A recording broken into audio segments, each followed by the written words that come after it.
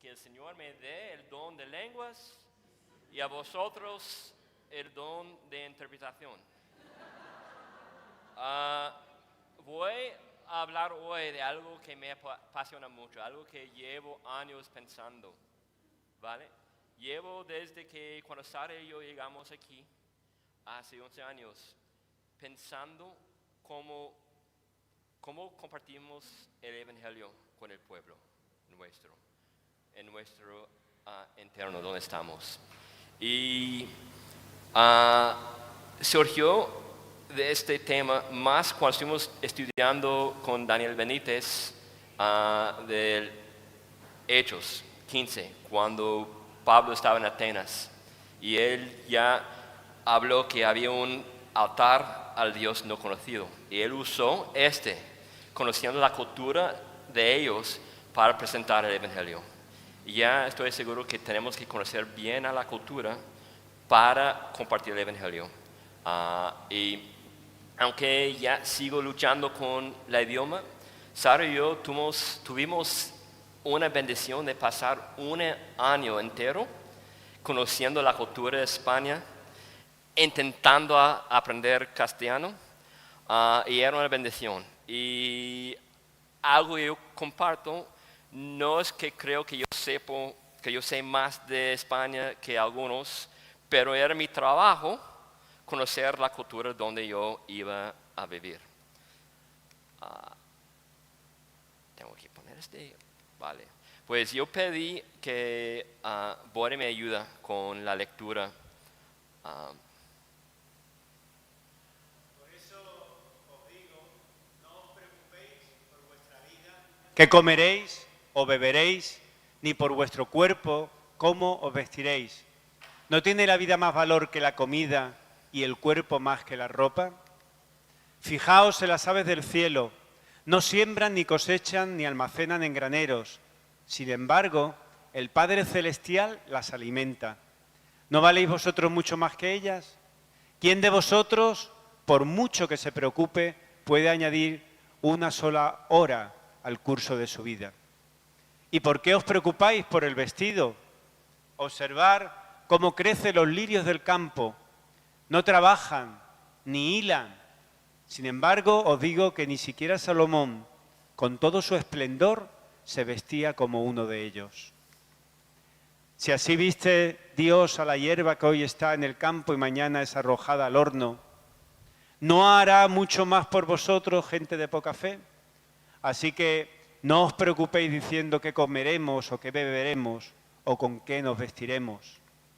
Los paganos andan tras todas estas cosas, pero el Padre Celestial sabe que necesitáis de todo esto.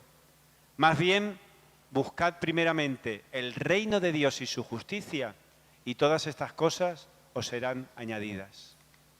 Por lo tanto, no os angustiéis por el mañana, el cual tendrá sus propios afanes.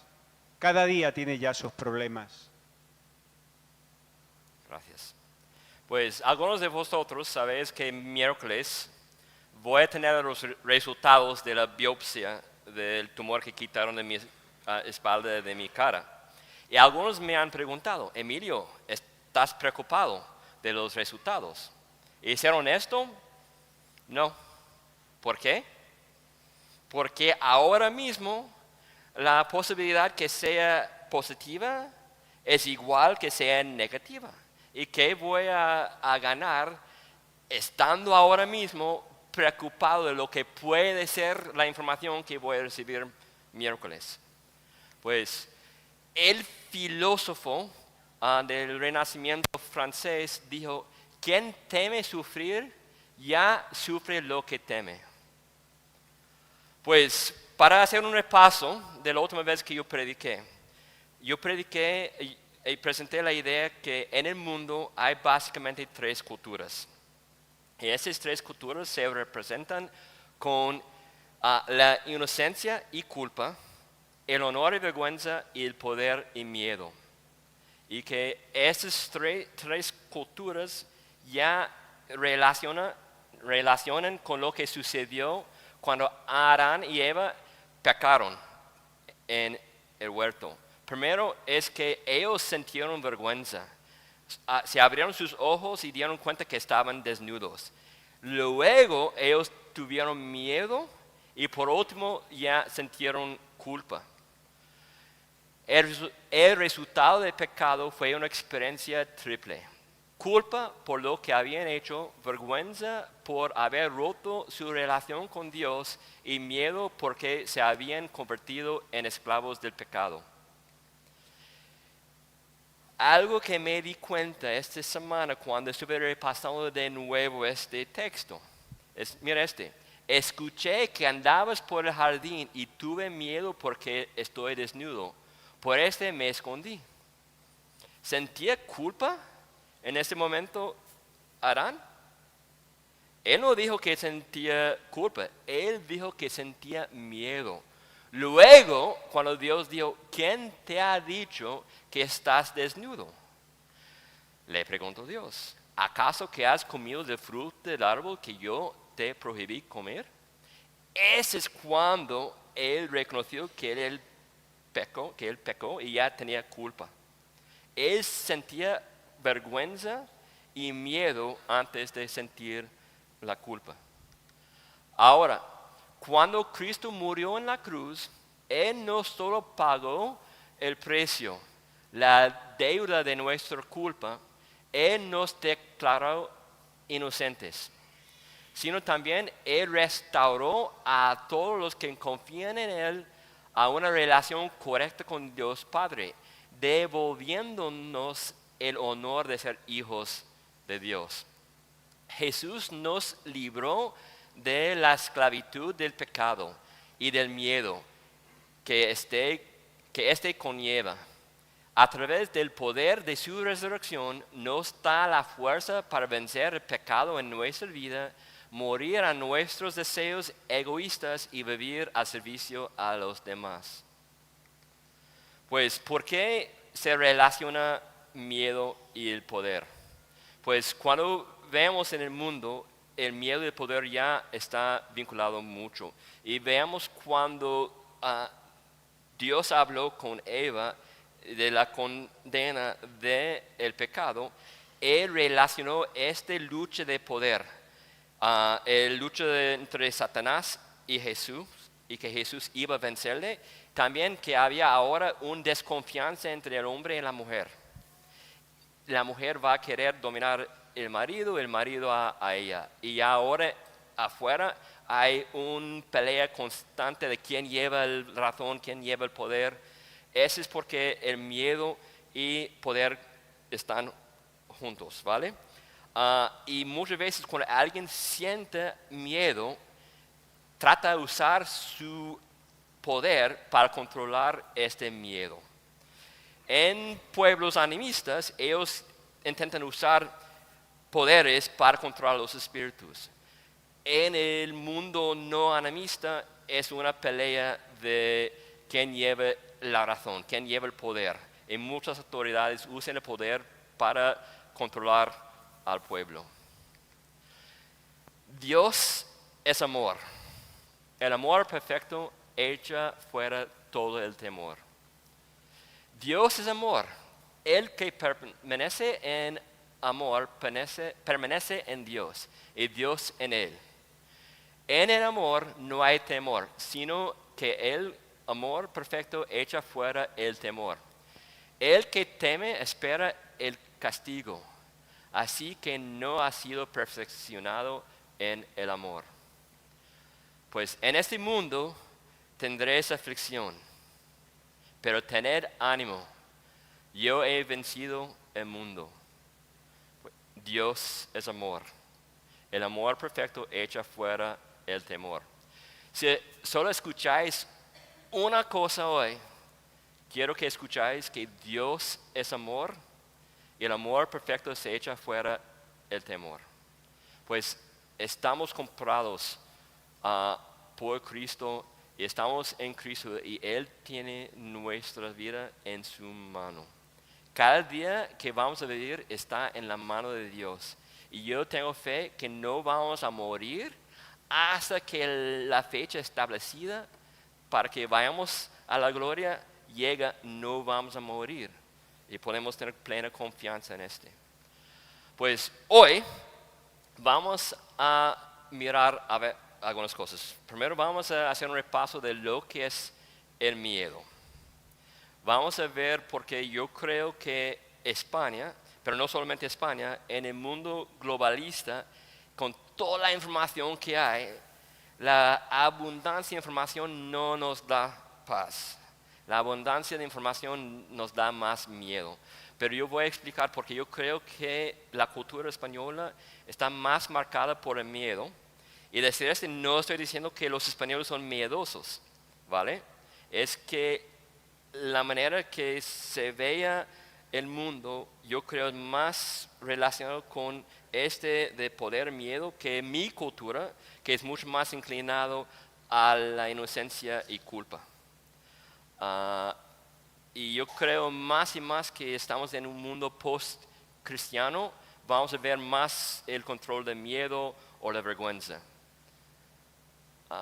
Y ya vamos a mirar las promesas de Dios en relación al miedo, unos mandamientos y por fin vamos a hacer un repaso de cómo compartir a nuestra fe sabiendo esta información. Primero, ¿qué son el miedo, el temor, la preocupación y por qué creo que son relevantes para nuestro contexto? En esta charla yo voy a estar usando la palabra miedo, pero para el propósito de este miedo, temor, preocupación, para mí, aunque tiene matices diferentes, es la misma cosa, ¿vale?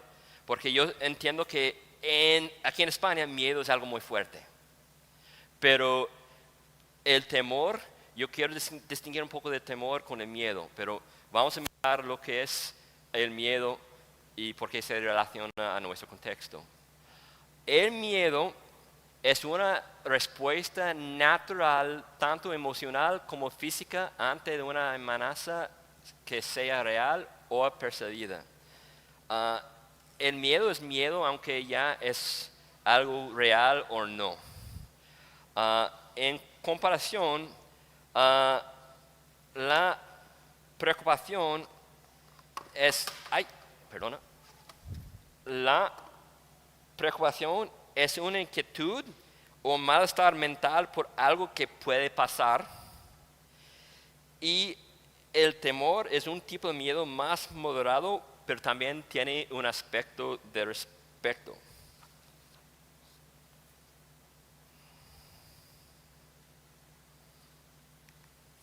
Pues desde el punto de vista secular,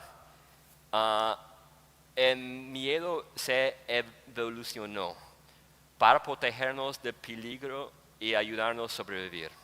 La gente que no cree en Dios cree que la evolución es algo que se evoluciona sobre millones y millones de años, que es una reacción natural y ya para salvarnos, ayudarnos.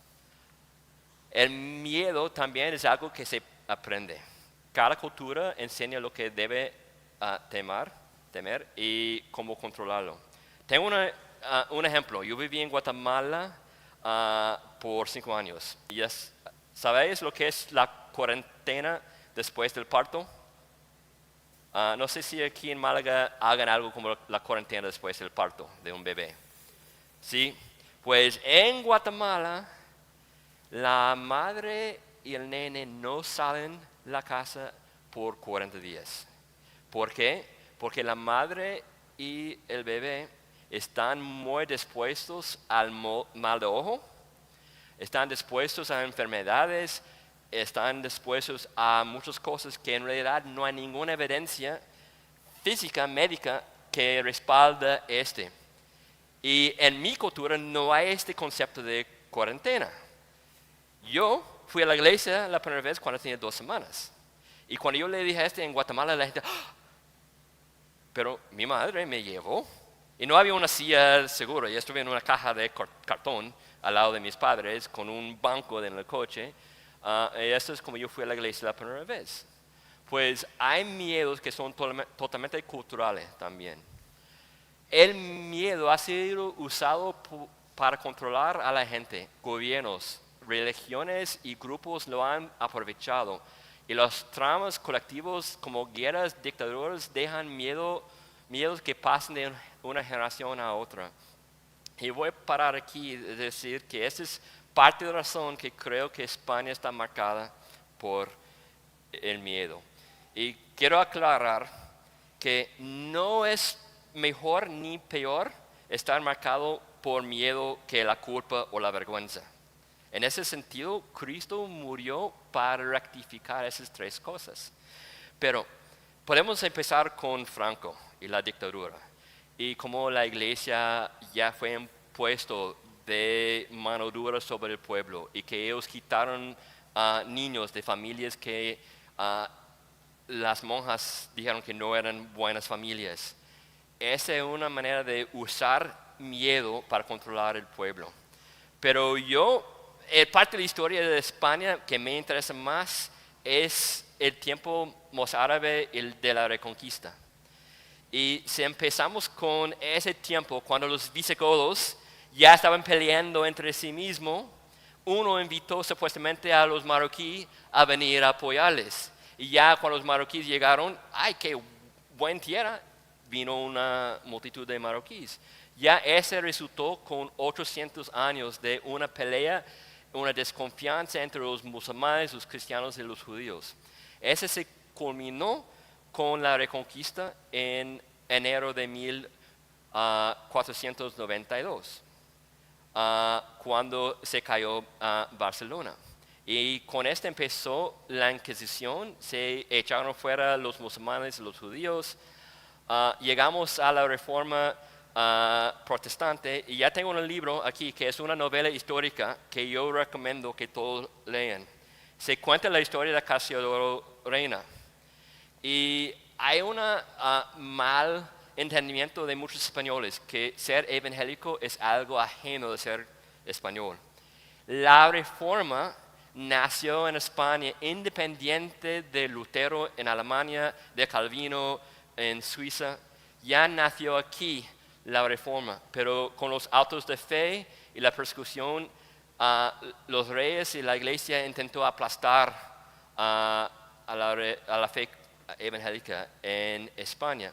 Y si fuéramos a ir a lugares, puede ver que hay cementerios donde hay gente enterrada afuera de la muralla del cementerio. ¿Por qué? Porque los no católicos no podrían estar enterrados dentro. Eso muestra que había protestantes en toda la historia de España. Pues esa es parte de la razón que yo creo que España es más marcado por el miedo y el temor. El miedo y el poder. Vamos a adelantar ahora y vamos a mirar unas cosas que Dios dice. ¿Qué dice la Biblia en relación al origen del miedo y su significado? Pues la Biblia reconoce el miedo como una realidad humana profunda, pero lo enmarca dentro de una relación entre Dios, la humanidad y el mundo. A diferencia de las explicaciones puramente biológicas o culturales, la Escritura presenta el miedo como una consecuencia directa de la ruptura con Dios. Pues hay dos tipos de temor. No sé si esto es suficientemente grande para ver, pero primero es el temor, el miedo negativo, ¿vale? Ese es el miedo que es el resultado del pecado. El otro temor, que es una reverencia, este temor no es el resultado del pecado. Adán y Eva, cuando estaban en el jardín, ya tenían este temor de Dios. No era un miedo, no tenían miedo que Dios iba a aplastarles, pero una reverencia a la magnitud, la santidad de Dios. Ahora, si estuvimos aquí y un león entró a esa sala, tendremos miedo, ¿vale? Ahora nadie aquí tiene miedo de un león, pero yo tengo temor, ¿vale? El temor es, yo respeto que yo no voy al zoo y meterme en la aula de un león, ¿vale? Pero yo no estoy dominado por un miedo de algo que no debo. Esa es la diferencia entre el temor y el miedo. Pues el pecado, con el pecado entró el mundo el miedo. Pues lo que dice Dios en relación al miedo y los mandamientos y promesas. Vamos a leer ahora en Isaías 41. Pero en cuanto a ti, Israel, mi siervo, Jacob, a quien he escogido, descendiente de mi hijo Abraham, te he llamado desde los confines de la tierra, diciendo, eres mi siervo, pues te he escogido y no te desecharé. No tengáis miedo porque estoy contigo. No desalientes porque yo soy tu Dios. Te daré fuerzas y te ayudaré. Te sostendré con mi mano derecha victoriosa. Pregunta, ¿este aplica a nosotros? Sí. ¿Por qué? Porque Cristo es el semejante, el descendiente de esta promesa que Dios dio a Abraham. Y si estamos en Cristo, estamos ya los herederos de esta promesa. Pues Dios está con nosotros. Y sabes que más que 300 veces la Biblia dice, no temáis. De alguna forma de no tener miedo. Dios está con nosotros. Pues quiero recordaros, Dios es amor y el amor perfecto echa fuera el temor. Quiero ahora repasar unas 4 historias que encontramos en Marcos 4 y 5. El primero, Jesucristo estaba predicando y él le dijo a sus discípulos, vamos a ir al otro lado del mar. Ya estaba llegando el atardecer y ellos subieron el barco, se metieron en el lago y empezaron a cruzar el lago. Algo interesante, el mar de Galilea es casi igual de tamaño del lago Atitlán en Guatemala. Y de repente en este lago en Guatemala levanta tormentas y puede ser todo ya tranquila y de repente hay olas tirando los barcos. Y cada vez en cuando se tiran los barcos y toda la gente que está en la tripulación se muere porque ya levanta así una tormenta. Pues ya la historia nos cuenta que Cristo estaba dormido. Y dice aquí, Jesucristo mientras tanto estaba en la popa, durmiendo sobre un cabezal. Así que los discípulos despertaron. Maestro, dijeron, ¿no te importa que nos ahogamos? Él se levantó, reprendió el viento y ordenó al mar, silencio, cálmate. El viento se calmó y todo quedó completamente tranquilo. ¿Por qué tenéis tanto miedo? Dijo a sus discípulos, ¿aún no tenéis fe? Ellos estaban espantados y se decían uno a otro, ¿quién es este que hace el viento y el mar le obedecen? Pues al llegar al otro lado del lago, ellos encontraron a un endemoniado. Y él ya vivía en las tumbas y era tan violento que ellos intentaron atar sus manos con cadenas y aún él se rompió. Y él llegó a Cristo diciendo,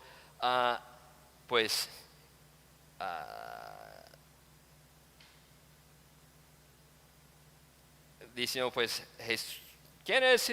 ¿Qué tienes conmigo, Jesús? Y Jesús le preguntó a él, pues, ¿cómo te llamas? Él dijo, me llamo Legión porque sé mucho.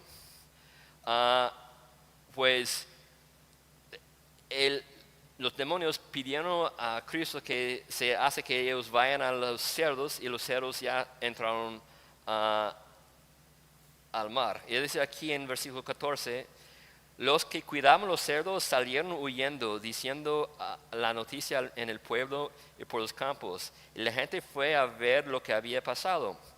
Llegaron a donde estaba Jesús y cuando vieron que había estado poseído, que había poseído por la legión de demonios, sentado vestido En su sano juicio, ellos tuvieron miedo. Lo que habían presentado esos hechos, le contaron a la gente que había sucedido con el endemoniado y con los cerdos. Entonces la gente comenzó a suplicar a Jesús que se fuera de la región. Jesús sanó un hombre y la gente tenía miedo de él y pidieron que él se fuera de la región. Ahora ellos cruzaron de nuevo al lago y al llegar al otro lado, Jairo, el jefe de los sacerdotes, estaba ahí y él le dijo a Jesús que mi hija está muriendo. Tú puedes venir a mi casa y sanarla.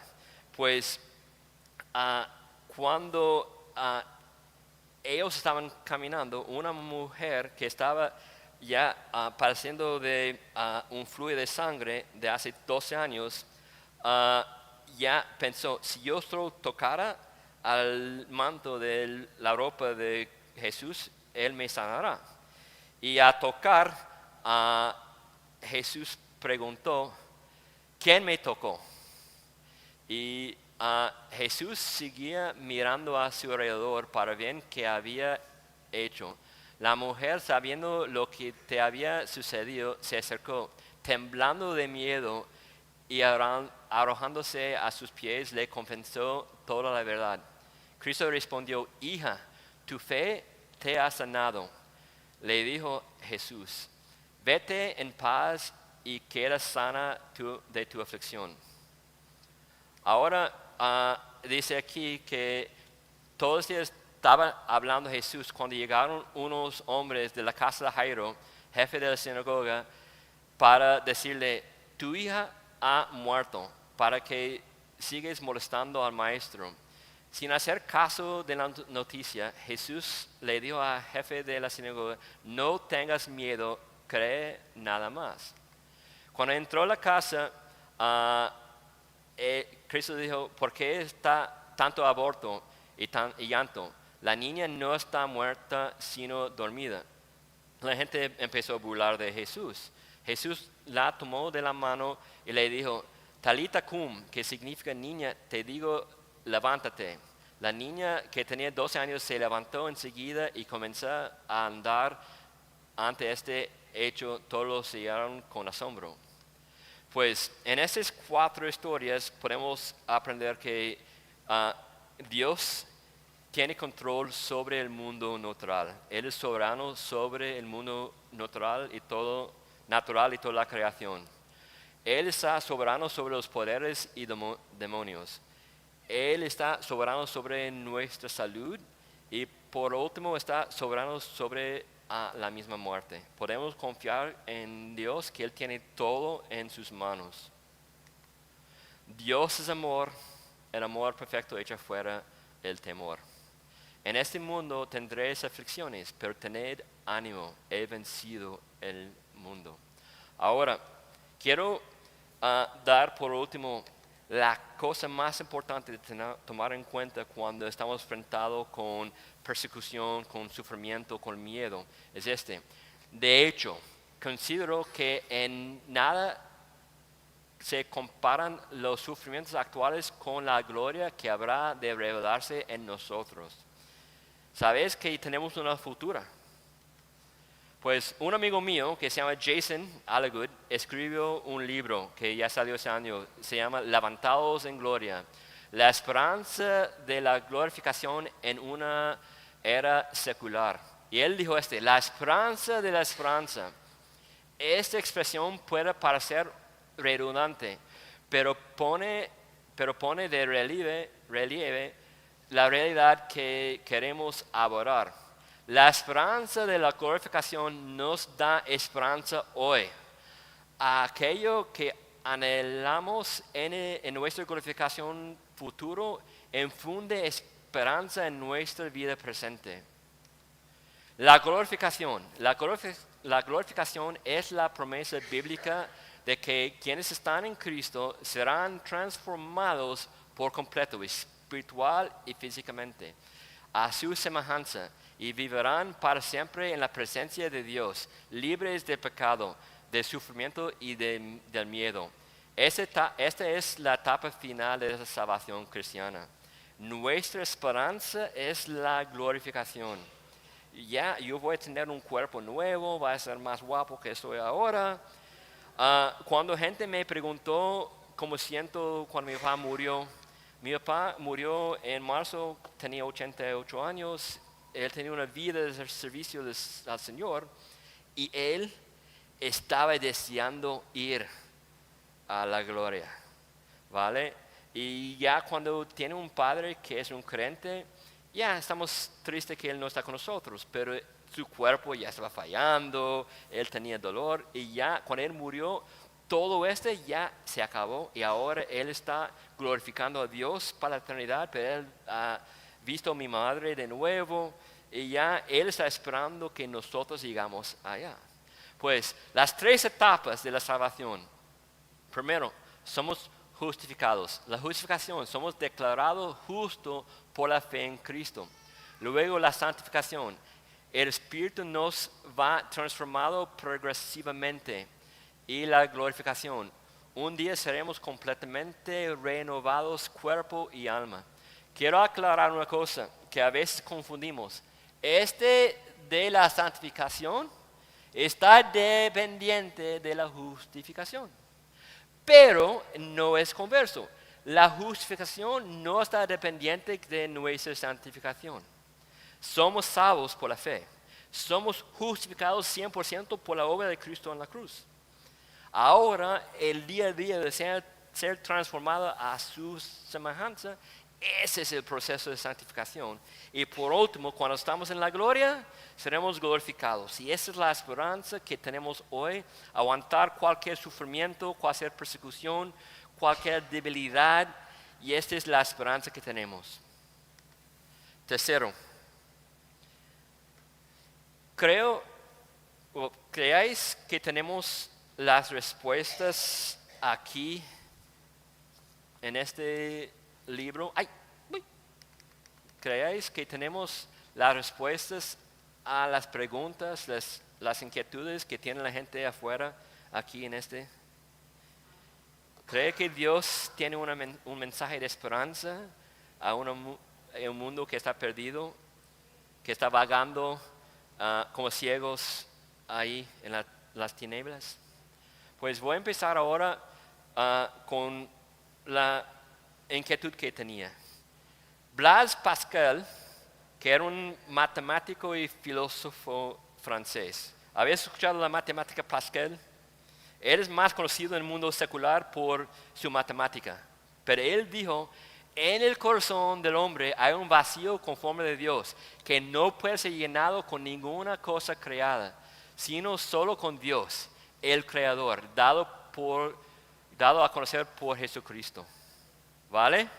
Tenemos un mensaje de esperanza que este mundo está buscando, este mundo necesita. Pero voy a darles unas estadísticas. Mark Twain, el autor americano, dijo una vez que hay 3 tipos de mentiras. Hay las mentiras, las malditas mentiras y las estadísticas. Pues estas estadísticas creo que son fieles. La primera es que de parte de Ferede. En España los evangélicos representan alrededor de 1,8% de la población, aunque la mayoría son de origen inmigrante.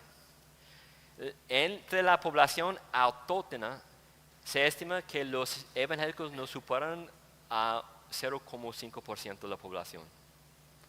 Gracias a Dios por la inmigración, la iglesia está creciendo. Pero estuve hablando con un pastor de Valencia hace una semana y él estaba lamentando que hoy en día hay menos evangélicos españoles que había el siglo pasado. ¿Por qué? Pues vamos a ver.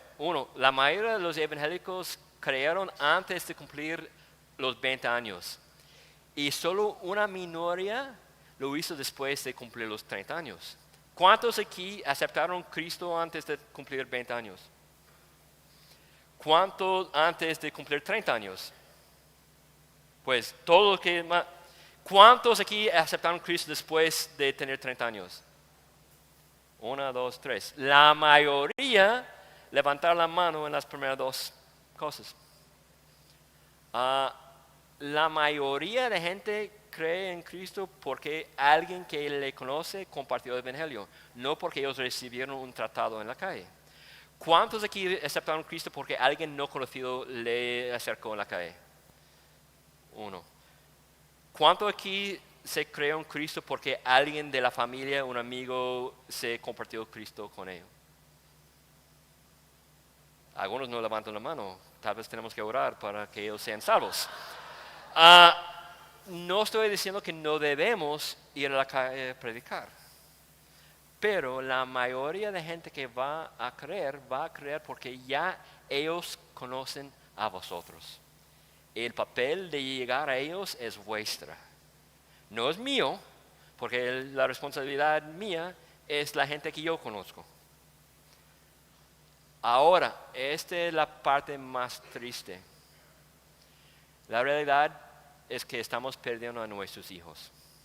He mencionado esto antes. Este no es algo solamente un problema en España, es un problema en toda Europa, pero es un problema también en otras partes. Pero hay buenas noticias. Hay lugares en el mundo donde el Evangelio está llegando a la nueva generación. En el país de Paul, ahora hay un avivamiento entre los jóvenes, mayormente muchachos, hombres. Voy a hablar contigo después de este. En los Estados Unidos, entre esta generación Z, hay un montón que ya están quitando los cascos y ya bajando el móvil. Hay un mundo. Y ya quieren vivir una vida con propósito. Y ya muchos están entregando su vida al Señor. Pero para alcanzar esta generación tenemos que contextualizarnos. Si yo fuera uno de los líderes de una iglesia, por ejemplo de esta iglesia, yo empezaría de la fachada afuera. Y yo pondría algo así en la fachada afuera. Yo puedo imaginar un vinil de como 2 metros por 3 metros ahí colgado sobre el nombre de Betel, porque no importa el nombre, es el lugar. Algo grande, con un mensaje así, como Dios es amor. El amor perfecto es hecho fuera del temor. Y tal vez para algunos este es un poco radical, pero cuando yo mostré este a alguien joven de yo, él me dijo, qué chulo. Pues si queremos ya tenemos que poner algo más relevante a una nueva generación. O podemos hacer cosas aquí. Yo creí hace unas semanas, yo pondría algo afuera. Más, yo pondría el diseño aquí dentro para que sea más neutral y más inclinado a gente más joven. Porque la cosa es que tenemos que ya tener un lugar listo para cuando un joven entra, que este joven va a sentir como está aquí. Y más, yo yo voy a contextualizar la manera que predico.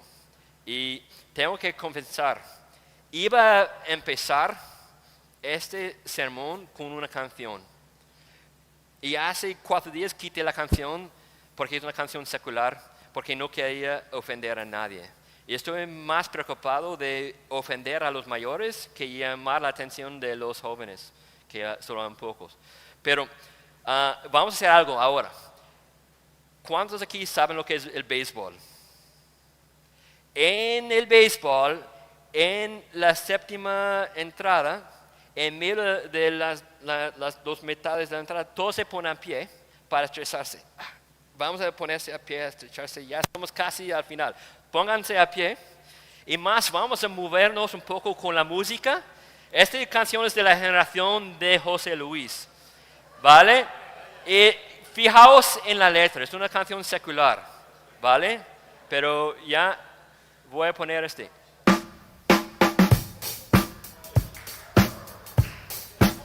Pero fijaos en la letra.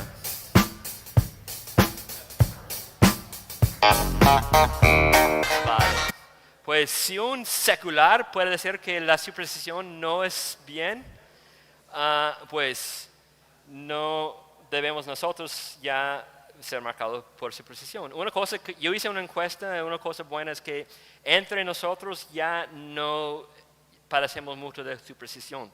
Pero quiero compartir una historia.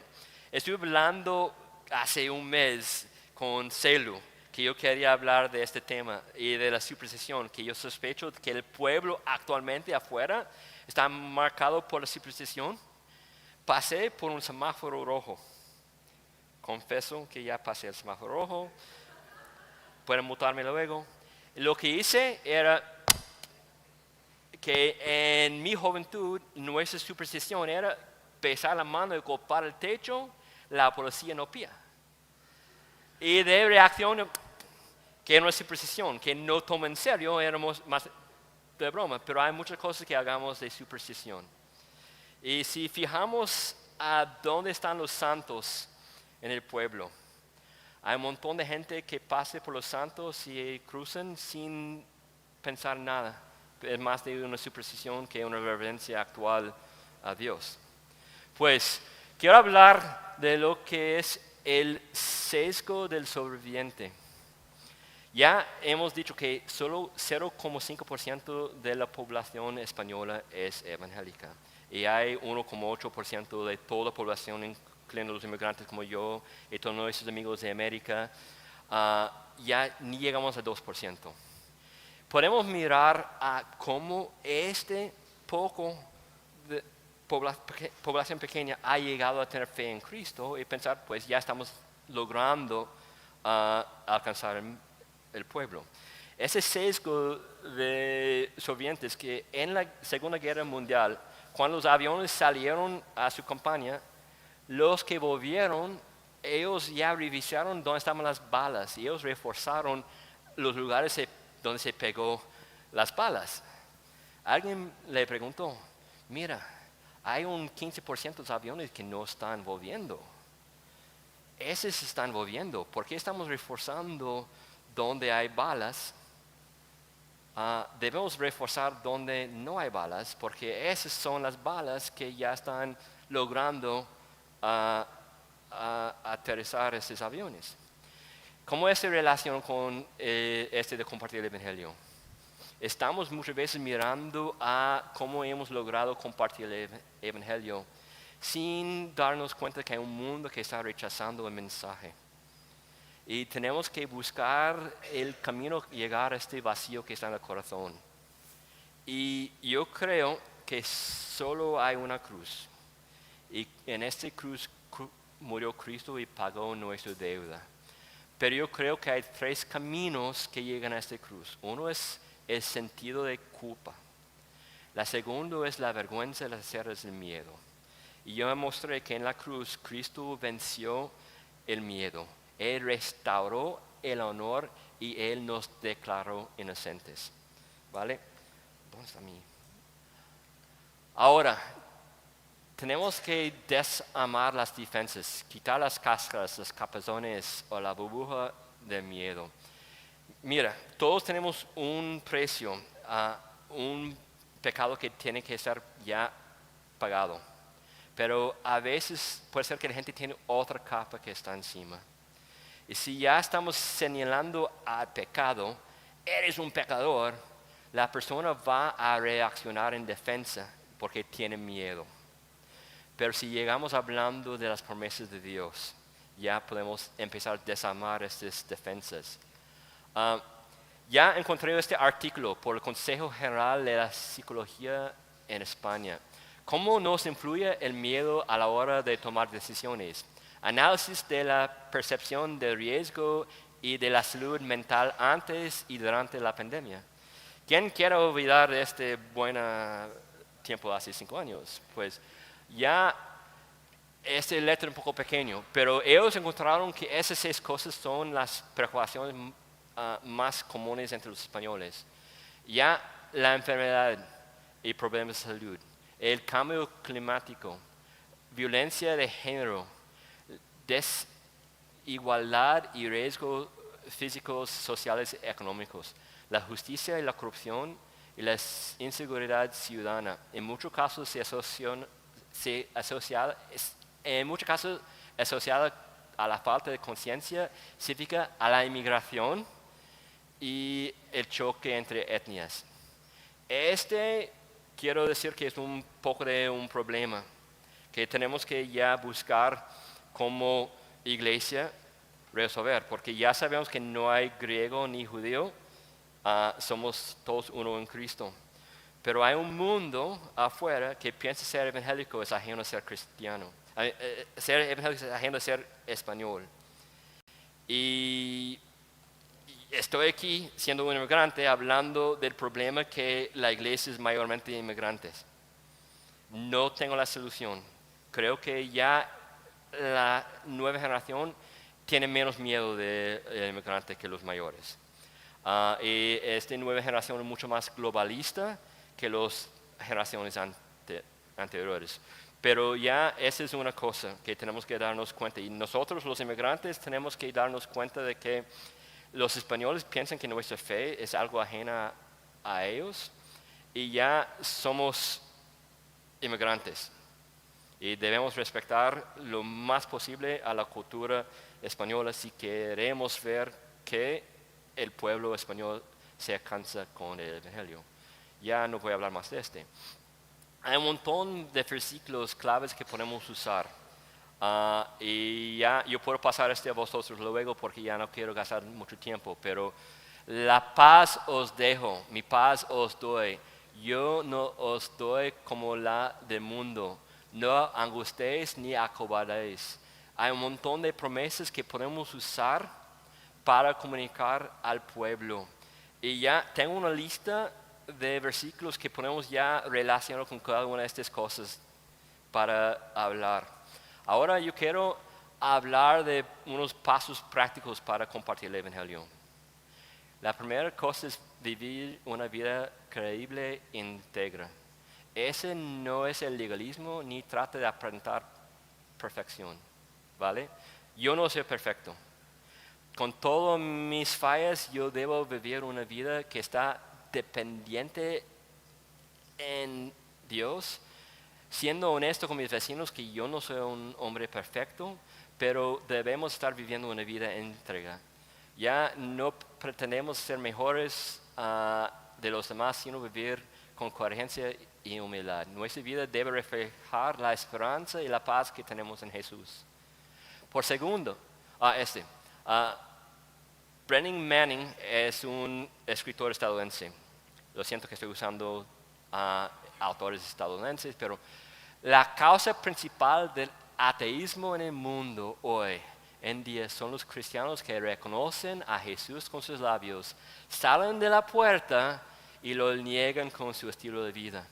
Eso es lo que un mundo incrédulo siempre considera increíble. Algo que es muy triste. Esta cifra era muy conocido por un grupo de mi generación que se llama DC Talk. Y el hombre que cantó una canción que dijo en inglés, "What if I stumble, what if I fall?" ¿Qué pasa si yo caigo? ¿Quedará el amor cuando mi caminar cambia a un gateo? Salió a luz que este hombre estaba viviendo una vida doble, fea. No era un pecado pequeño. Él cometió crímenes. Y ya salió a luz el hombre que cantó una canción y usó a la entrada de su canción.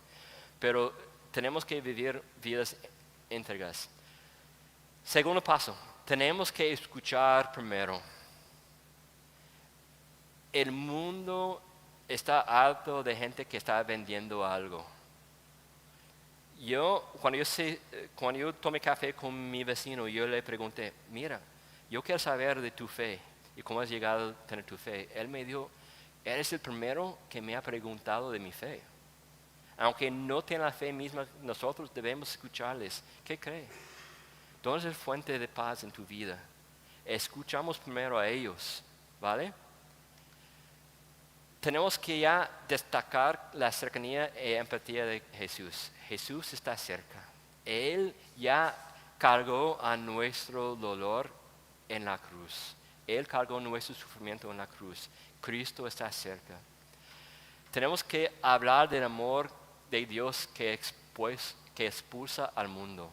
Tenemos que presentar el Evangelio como el rescate de Dios, no solamente del pecado y la muerte, sino también del dominio del miedo. Tenemos que ayudarles a ver que la ansiedad no los descalifica, revela su necesidad de un Salvador que trae paz.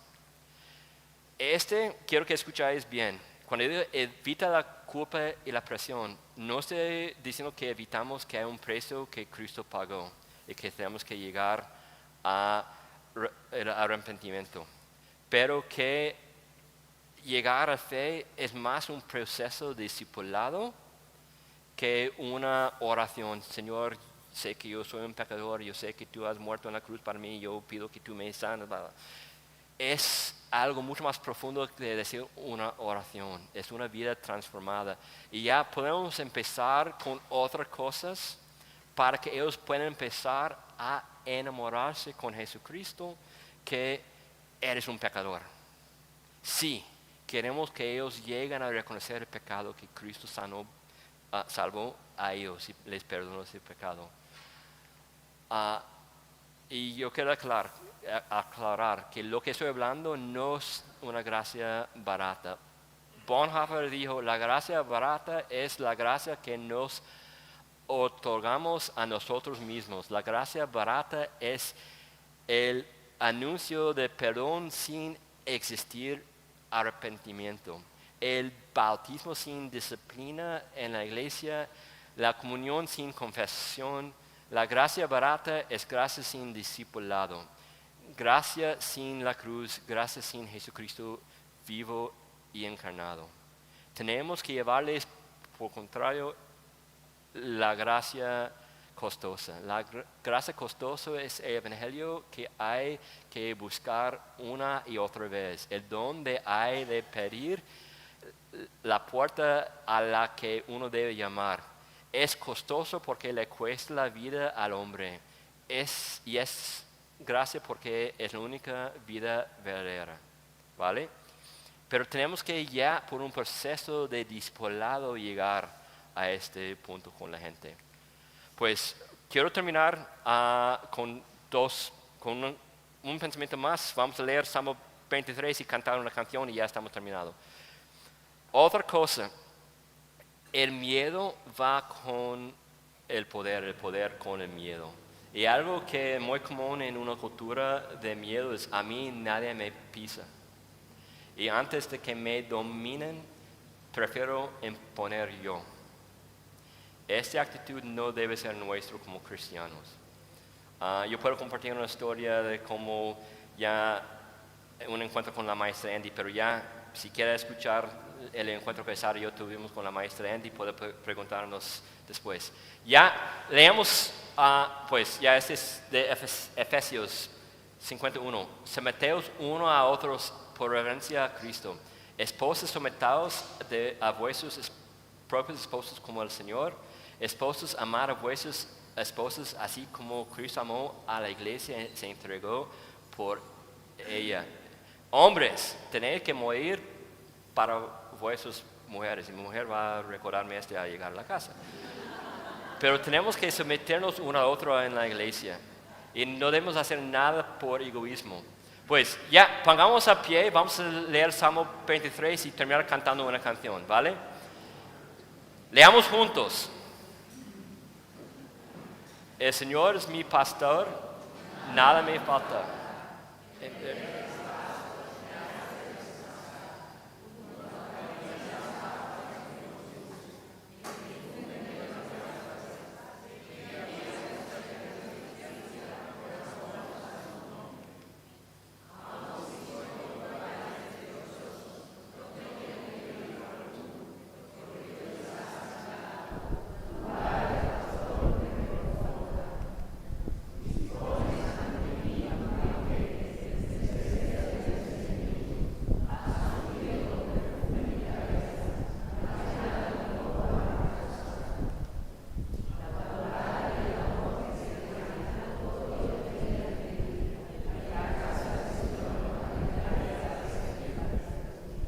Amén.